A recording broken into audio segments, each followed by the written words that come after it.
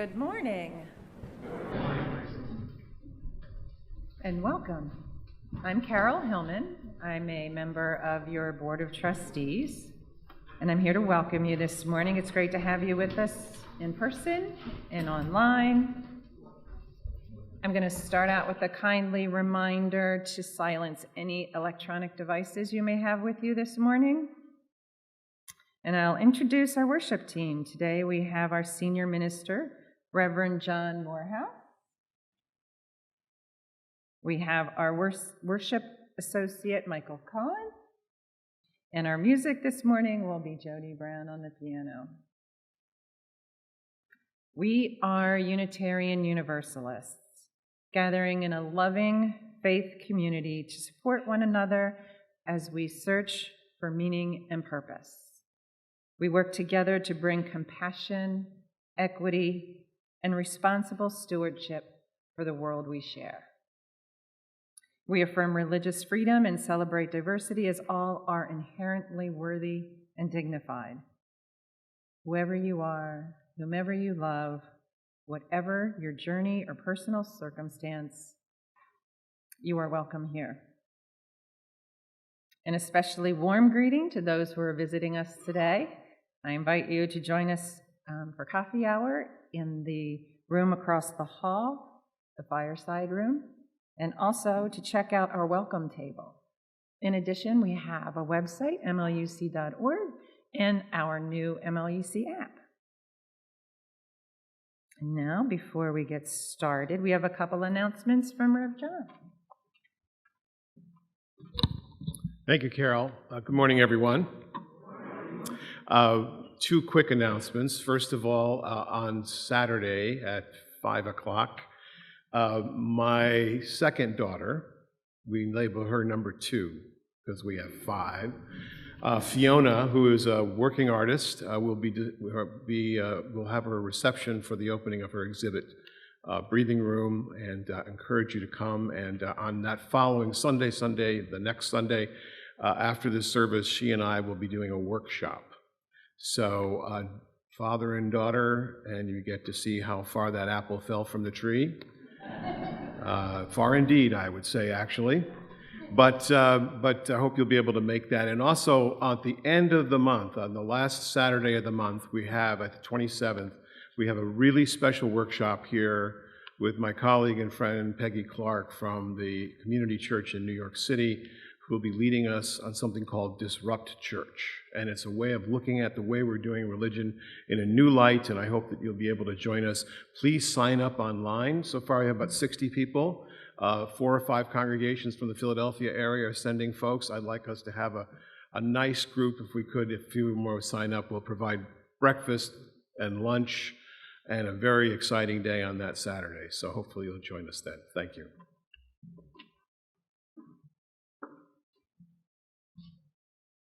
Now, join me in reciting our mission. Together, we transform lives through love, service, and our welcoming faith.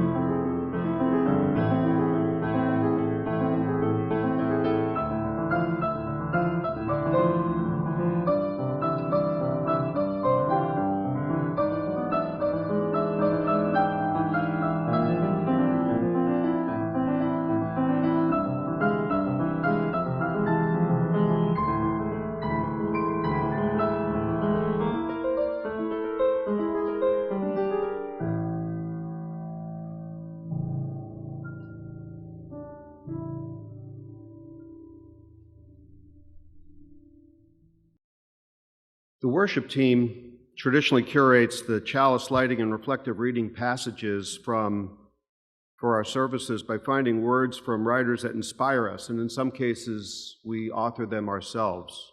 But this morning, we're doing something a little bit different. Today, our readings that we'll be reciting have been written by the artificial intelligence site, ChatGPT, after we prompted it with a sentence telling it what we asked it to create. We'll be interested to hear your comments later. May this flame ignite our hearts and minds as we gather in the spirit of unity and diversity. In the glow of this sacred flame, we honor the diversity of paths that lead us to this moment. Let us recognize that within the tapestry of humanity, there are countless threads of belief woven together in a beautiful mosaic of understanding. Let us reflect on the essence of religion as a guiding force for morality. Let us acknowledge the complexities and nuances that accompany religious beliefs. In this shared moment, let us draw inspiration from the wisdom of all faiths and philosophies. May this flame remind us of our interconnectedness, and may it inspire us to walk together in the pursuit of a more just and compassionate world. As we kindle this flame, may it ignite the flame of justice and love within each of us, guiding our actions and illuminating our paths. And now I invite you to rise in body or spirit as we sing our opening hymn, number 298, Wake Now My Senses.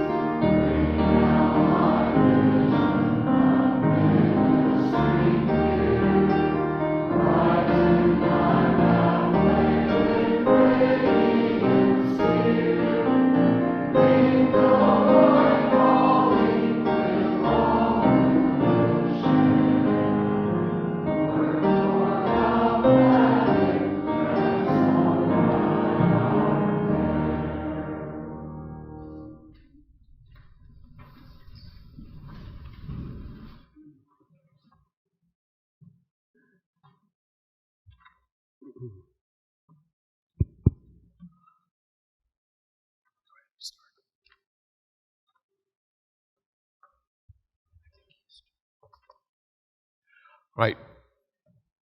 Obviously a change in plans. ChatGPT, please tell me about Tim Berners-Lee. Tim Berners-Lee is a British computer scientist who's best known as the inventor of the World Wide Web. Born on June 8, 1955 in London, England, Berners-Lee's contributions to the internet have a profound impact on modern society. In 1989, while working at CERN, the European Organization for Nuclear Research, Berners-Lee proposed a decentralized system of information management. This proposal laid the foundation for what would become the World Wide Web. He developed the first web browser, editor, World Wide Web, later named Nexus, and the first web server, and he also wrote the first web page. Okay. ChatGPT tends to be a little wordy, and actually, this response went on for 4 more paragraphs. In fact, I've edited all of ChatGPT's responses at length, and now we don't have all day. So, ChatGPT, make this a story for children, please. Once upon a time, in a bustling city called London, there was a curious young boy named Tim. Tim was always tinkering with gadgets, taking them apart and putting them back together again, just to see how they worked. He was fascinated by the way things connected and communicated.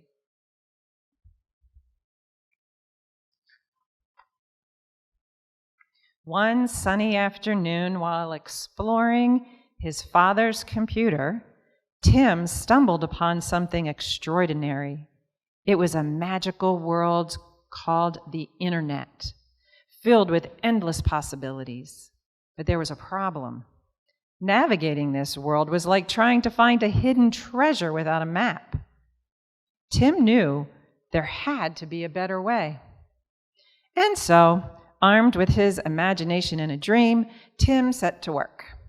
He invented a magical tool called the World Wide Web, a place where people could connect, share, and explore like never before.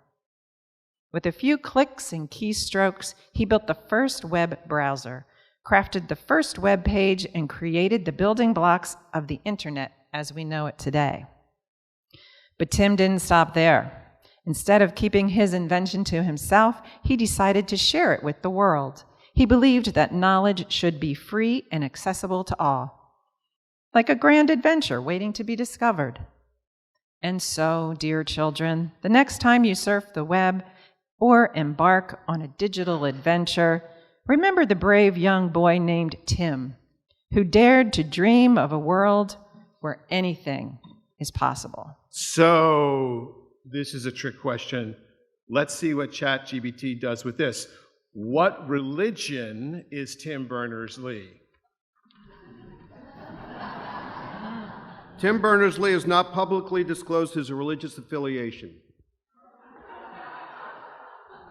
You're wrong. He has discussed it in interviews.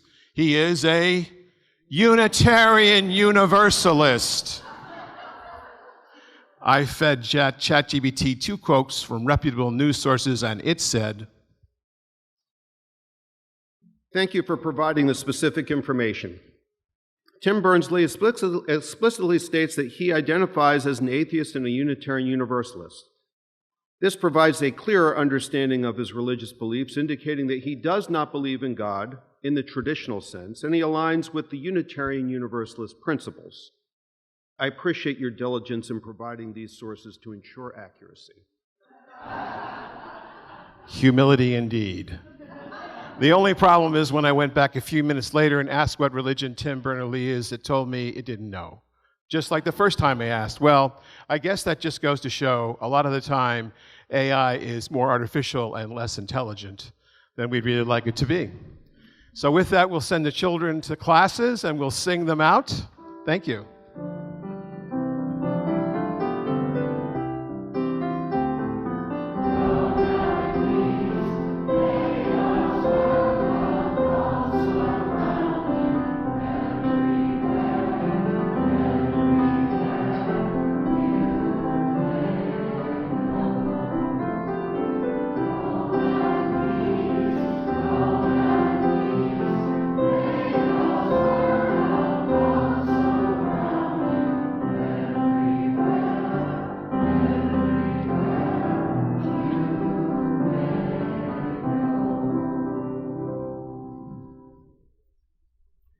Each month, MLUC selects an offering outreach partner. a local charity that we share half of our weekly collection with. And this month, the offering outreach partner is the Chester Ridley Crum Watersheds Association, but we'll just refer to them as CRC. Their mission is to support, encourage, and promote the enjoyment, the restoration, the conservation, the protection, and the prudent management of the natural resources of the Chester, Ridley, and Crum watersheds. CRC stewardship area encompasses about 150 square miles and 40 municipalities. It's home to approximately 250,000 people from the South Valley Hills to the Delaware River, and it contributes 24 million gallons of drinking water daily. The CRC runs annual watershed cleanup events throughout the watershed area, and since the organization's founding in the 70s, the volunteers have removed 600 tons of trash from the watersheds. They also plant trees in watersheds to improve the buffers along the three streams, and with the help of volunteers, they planted 1,000 native trees last year, which has made an immediate difference in reducing water runoff and all the ancillary problems that runoff can cause. This organization's work aligns with the seventh principle of UU, respect for the interdependent web of all existence. If you're watching online and you'd like to contribute, you can follow the instructions that you see on the screen. If you're here in the sanctuary, you can reach into your wallet for some cash, or you can make a cashless donation. There's a QR code on the back of your order of service. The offering will now be greatly received.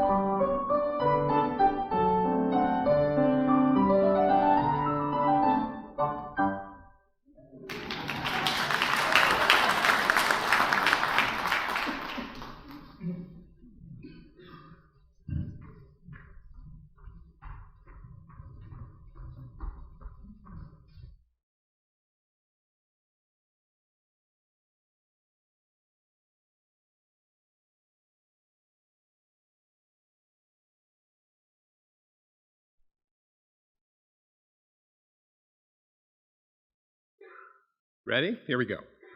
Affirmation of gratitude. I love to say this every week. I think it gets us in the right mood. Let's say this together. Let us be grateful when we are able to give, for many do not have that privilege.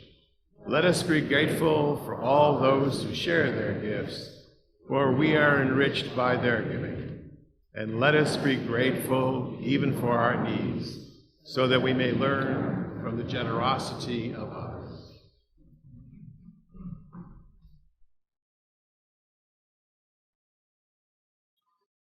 Candles of Community is our weekly ritual of sharing joys and concerns in the safe environment of our church community.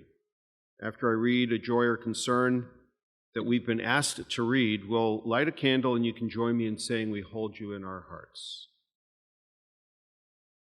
On Friday, April 5th, our own Wolfgang Jaeger celebrated, believe it or not, his 80th birthday.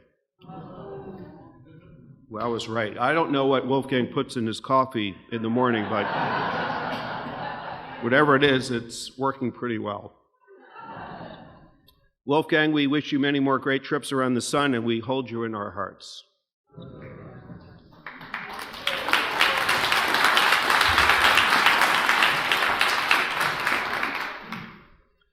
Pat Cluley has shared that Bill Cluley and the medical team from World Blindness Outreach are traveling to Salcedo, Dominican Republic today to do cataract and, I hope I pronounce this correctly, strabismus surgeries, along with corneal transplants this week. For the patients that they are treating and for the team delivering these valuable services, we hold you in our hearts. And for joys and concerns that are being held, some that are perhaps too deep for words, we light one more candle. Amen.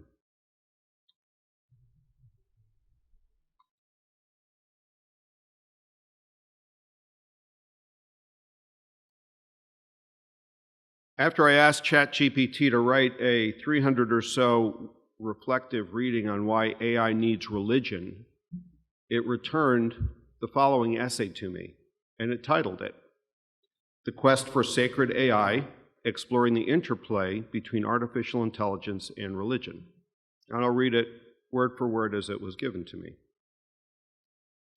In the modern era, as technology permeates every facet of our existence, the intersection of artificial intelligence and religion emerges as a compelling arena for exploration.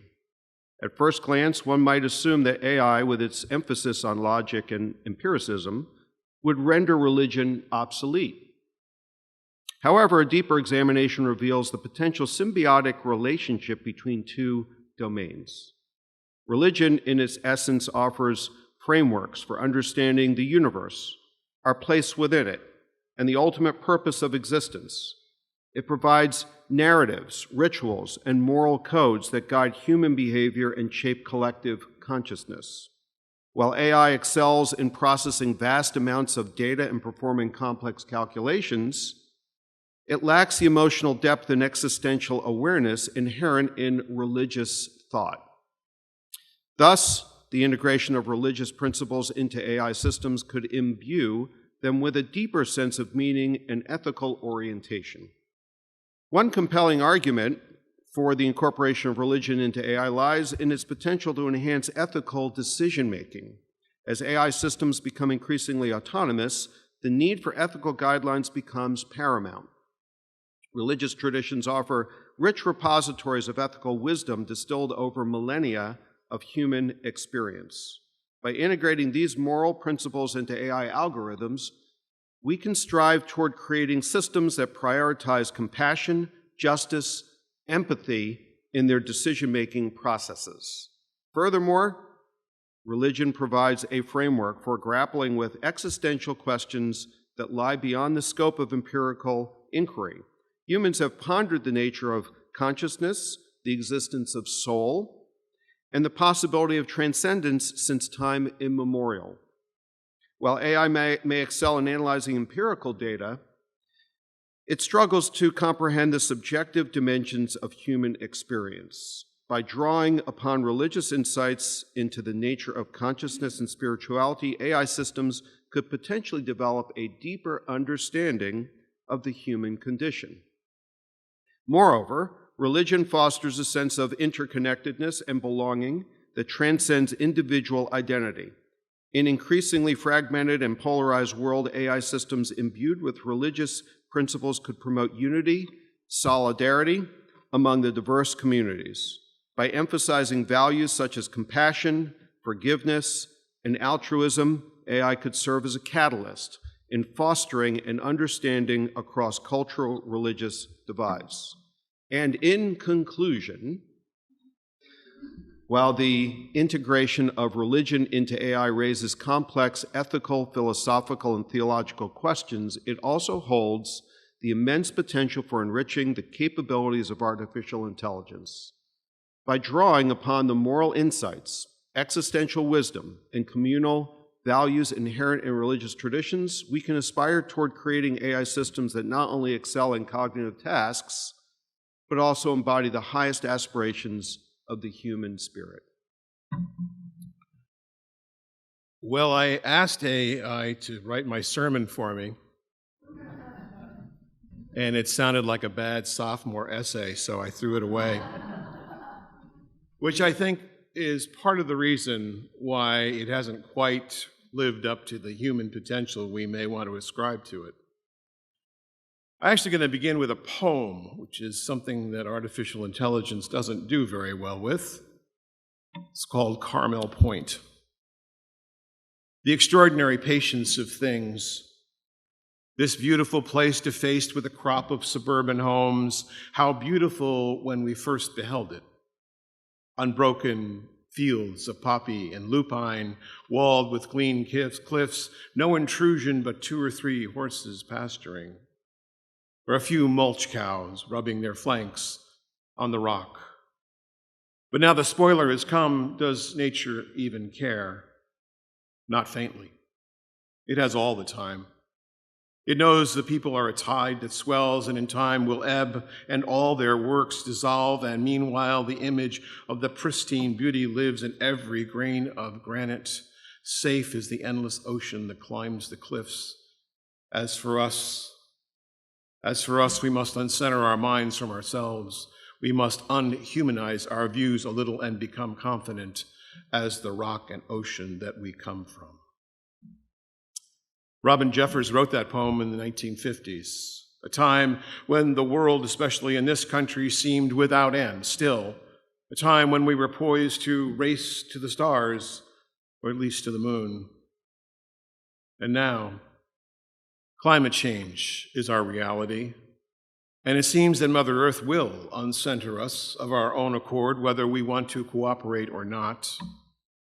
And it strikes me now, and I don't know how you have been looking at the genre of science fiction shows and movies coming out, that just about all of them are dystopian. The newest one from Amazon Prime, Fallout, is terribly funny and terribly dystopian. It pictures the Earth as a lost cause and imagines us either lost in space or inhabiting a world where we are certainly not the center of anything. Seeing ourselves as the center of the universe has a pretty long history. It was only 400 years ago that Kepler noted that the sun does not revolve around us, and in fact, we're on a rather insignificant little globe in a rather ordinary solar system on the edge of a galaxy, which is one of billions of other known galaxies in our known universe, which now very well may also be part of a multiverse. And yet, we see ourselves as the center of everything, which to me is absolutely amazing. Why do we act this way? Why do we think it's all about us? Is that what consciousness really is? And if so, is that what AI is going to become? We act as if this precious planet is here to serve our very own evolution, when in fact, she would very much like to be rid of us. Meanwhile, we have the other species that we share the planet with. Perhaps 80% of them will be gone by the time we suffer the heat death. That's cheery thoughts, but what do we do to uncenter ourselves and still evolve into something that we might dream to be as humanity? The fundamentalists of the right claim that we are the center of God's creation. We're here to use the planet and get beamed up to heaven, drill, baby, drill. And the fundamentalists of the left, and there are fundamentalists to the left, claim that only science will find the answer, and there's no such thing as a collective consciousness that could help us evolve out of this mess. Sort of the technocratic understanding of things. I'd leave it to the scientists to figure out the technical solution for the rest of us to pursue pleasure and avoid pain. Or is that now what we might call an economy of distraction?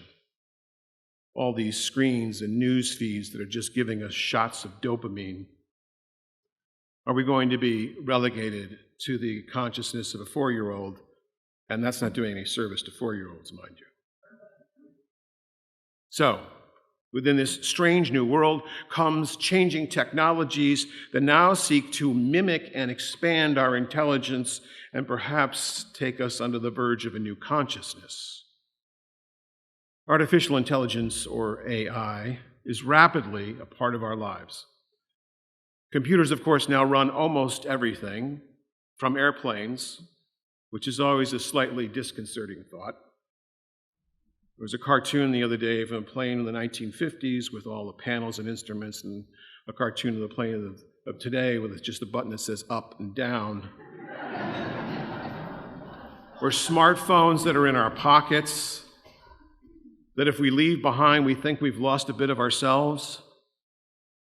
What was once an encroaching reality is now a reality. AI is learning how to not only beat grandmasters at chess, but how to write and create further algorithms that will make all we see and hear possible, perhaps.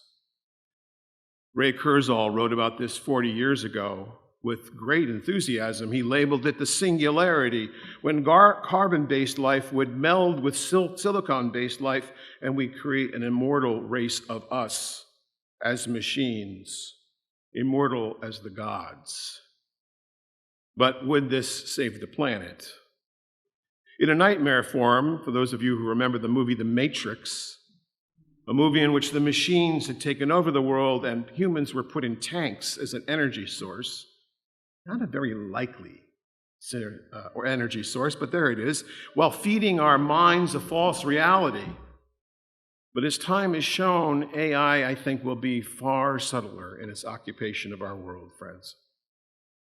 The meaning we make from the world will have a lot to do with how we are being exposed to the world, and that will have a lot to do with artificial intelligence. Look at a teenager with a cell phone. The zombie apocalypse. More and more of their time is spent staring at the screen.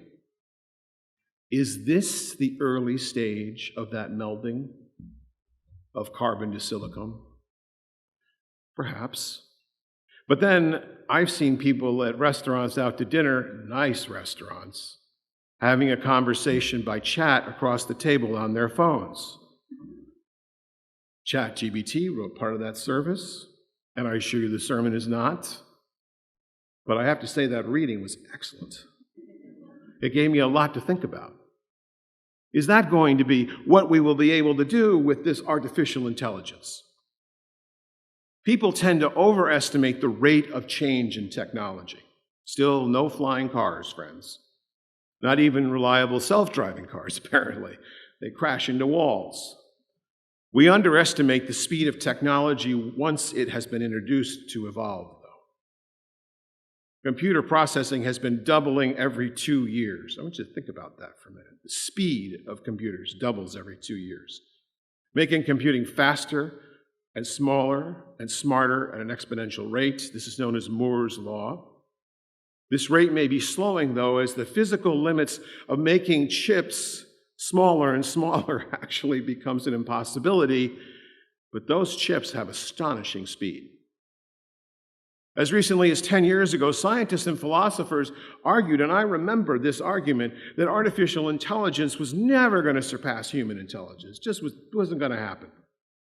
Admittedly, the human brain is an amazing wonder. It really is. It's very hard to replicate how fast we do things, but particularly the nuances by which we look at our world.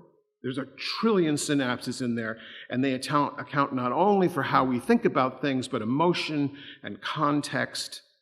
And joined by that, and knowledge and imagination and memories, and being in a group of people, and you have incredible intelligence, that will be hard to replicate so far. Artificial intelligence does have speed. And with that amazing speed and capacity comes learning. And eventually, I do believe it will no longer tell the difference, but you'll no longer be able to tell the difference between a computer and a human at most levels. The so-called Turing test, developed by Alan Turing, the Imitation Game movie with Benedict Cumberbatch, that's the Turing model. Turing thought that we would have real artificial intelligence when you could no longer tell the difference between a human and a machine. Well, guess what? Anytime those of you who have been frustrated with what you're seeing online, it says that little box there says chat, And you go in there and you type your question, and it comes back with an answer. And you type another question, and it comes back with another answer. And now you're getting frustrated, and you're saying, "Are you real?" And it comes back and says, "Let me get an associate for you." That's artificial intelligence. And while Google Maps still can't discern why I'd rather wind through country roads rather than stay on the freeway and save myself 10 minutes, it will eventually understand my behavior by the phone calls I make and the data that I share in searches. It will learn that. The folks at Google said long ago, they're not trying to get more customers. They're trying to get more information to sell to their customers, who, by the way, are not you. Their customers are corporations who pay money so that they can mine the data that we freely give them. Wow. What's to be done? Are we consigned then to planetary extinction, human extinction? Will all that be left is artificial intelligence that's no longer artificial but primary? Some philosophers think so. Most do not. Most assume that what is missing in AI is something that's difficult to understand, and that's emotional intelligence. Because we are emotional and spiritual creatures who look at things that are sometimes outside of our self-interest, right? Sometimes we want to see the world in a way that doesn't really make sense. And then there's this moral capacity, which I think is best expressed in groups such as ours. This gives us a certain nuance of intelligence over the machine. The worry, of course, is that the emotional and moral dimension will be absent in artificial intelligence. And that is a real possibility, although I think more remote than we think, because until AI can learn how to write poetry, such as I opened with Robin Jeffers, it won't understand why we would sacrifice our life or our livelihood for a greater cause such as love.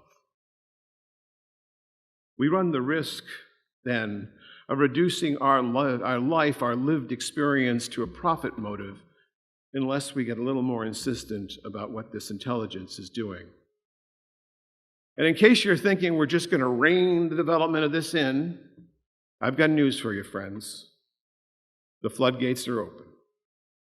Profit and prestige are always going to be drivers in human life. Doesn't mean that they are all there is to human life, but they are drivers.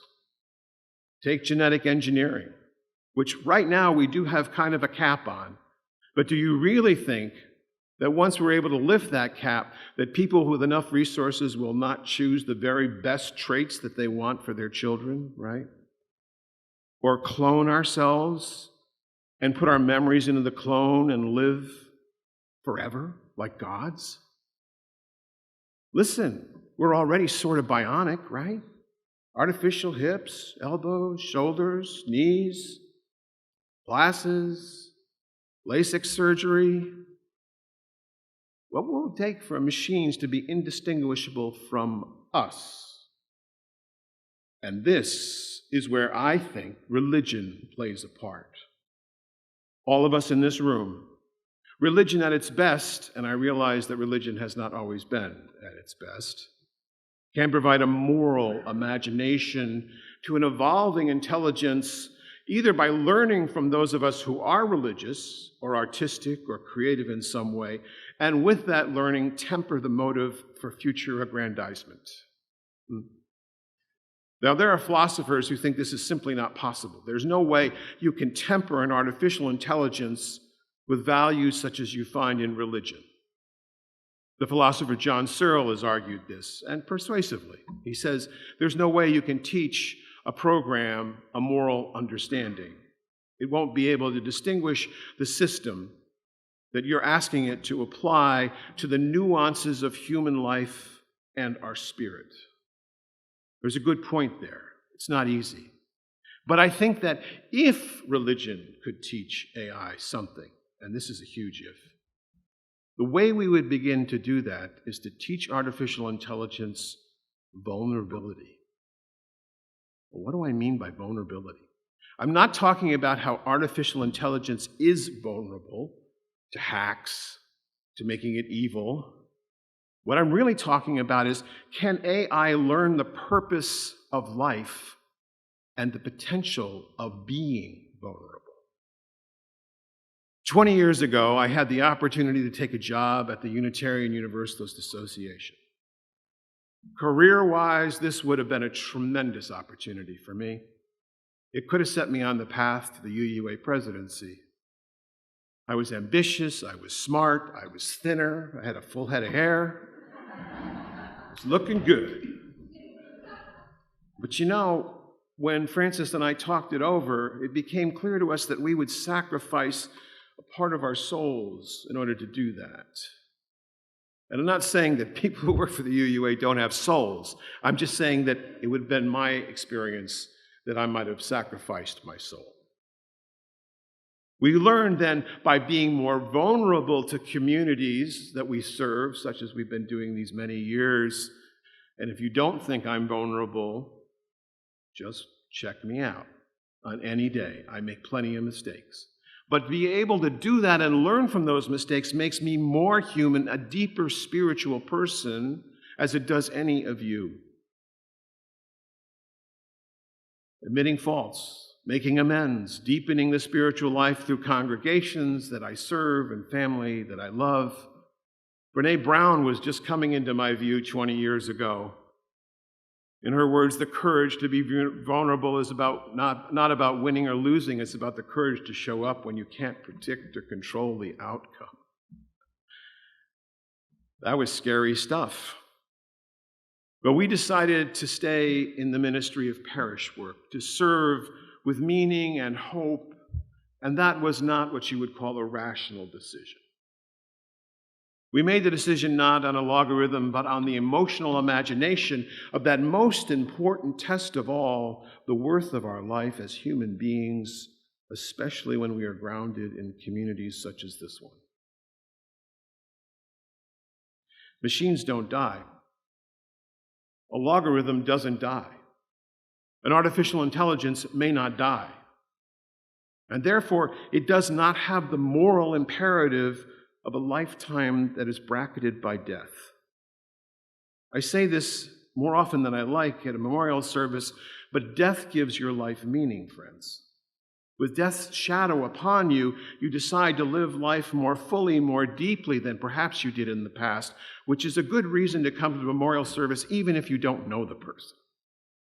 To be reminded that you're mortal, and to be inspired to do your very best. This, I think, is what a religion could teach AI. Ilia Delio, Dr. Ilia Delio, is a professor right down the road in Villanova. In her book, Re-Enchanting the Earth, sees the planetary possibilities of making a shift.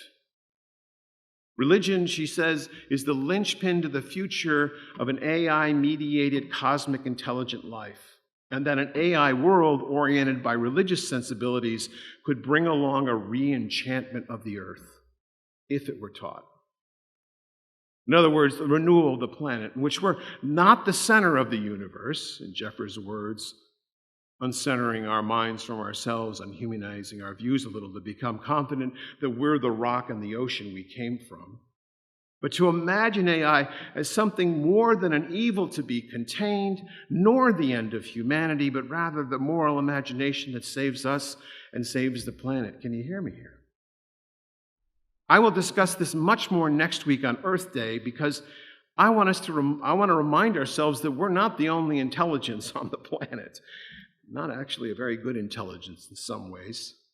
That we're in a world that's both interdependent, and we may actually be in a galaxy that is interdependent. We just don't know it yet. The French scientist and priest and philosopher Teilhard de Chardin realized this when he said that we need a radical new spirituality to welcome and integrate the expanding science around our lives. This was in the 1920s. He contended that if we can make this spirituality happen, we can take a technologically complexifying world and make it more human, not less. Dr. Delio then says from this, she says, we could have a theogenetic evolution, She's Catholic, so she rethinks baptism as the acceptance of God as evolution, and the Eucharist as a communion of all species. And then, she says, we can expand community, converge minds and hearts, and center the energy of love. It's a tall order, but it does sound like religion to me. In fact, it sounds a lot like our religion. The emerging humanity that's coming out of this technology will create a personhood wired towards engagement and shared information. And if you don't think that's happening already, let's go back to the teenager and the phone. Because I believe that they're actually halfway there. Theirs is a world that is shared and vulnerable, perhaps too vulnerable. They know that to share something is to put something out to the entire universe, which is why sharing information in the AI age in which we live has become such an issue of safety. Friends, this is why we don't just publish a directory with your names and numbers in it. It's too dangerous. We're not making this up to make life difficult. There are people who could get a hold of that data and your life would not be good. We are here to share and become more vulnerable within the limits of safety that we put around that. And I've been saying it since I got here, that I believe we're at the start of a great transformation, and that all of the bad news that we're getting is a reaction to a change that is coming, that's already started, an individuality that has to give way to an interdependence, an interconnection, and that's where AI could actually be a better part of our evolution. And I think we're part of this transformation. I like to think of it as the native folks did, that this is a 7th generation project. Perhaps we're just the first. Perhaps our children's children are the 3rd. But maybe 90 years from now, they'll be able to stabilize the planet and understand what sustainable action really means using artificial intelligence. The point here is this is the movement that's already started. And this is why we are Unitarian Universalists, because we are holy in a sense that is grounded in our humanity. The values of equity, fairness, balance, and above all, love. Paul Hawkins, one of my favorite authors, said, people need community. They need spirituality. They may not want to come to be part of a religion, but they want to be spiritual. They need to acknowledge that we are in different places on different paths, and none of us could ever be God. But we could be co-creators, especially if that word God is shorthand for the word and the force of good, the collective positive energy that happens and moves mountains when people work together in a spirit of community and love and multiply that over and over again. Friends, this is what we could be. We could be the multiplier community. We could be part of a grassroots revolution that creates a new world. This actually could be the start of something really big. We are called to remember that we are part of each other and part of a world that is changing around us, and that we need to embrace the world more than try to shut it out. And as we widen our circle of compassion, perhaps artificial intelligence will be there to remind us of our best aspirations and our highest values. That might just be what happens. We shall see. Amen. Our closing hymn is number 307, The Human Touch Can Light the Flame. Please rise and body your spirit.